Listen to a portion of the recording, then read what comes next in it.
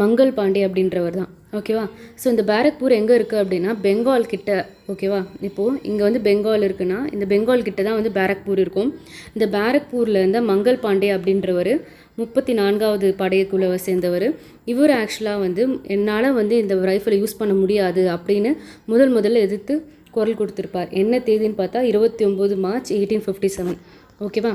இவருக்கு அப்புறமா வந்து பல ஒரு இவரை தொடர்ந்து வந்து பல மாகாணத்தில் இருக்கவங்களும் சொல்லியிருப்பாங்க. ஆனால் எப்போது ஒரு பெரிய போராட்டமாக வெடிச்சதுன்னு பார்த்தா மீரட்டில் தான். ஆக்சுவலாக மீரட் எங்கே இருக்கும் அப்படின்னா டெல்லிக்கு கொஞ்சம் மேலே தான் வந்து மீரட் இருக்கும். ஓகேவா. ஸோ மீரட் என்ற ஒரு பகுதியிலையும் இருக்கிற அந்த ஆர்மி பீப்புளில் இந்தியன்ஸும் இருப்பாங்க, பிரிட்டிஷர்ஸும் இருப்பாங்க.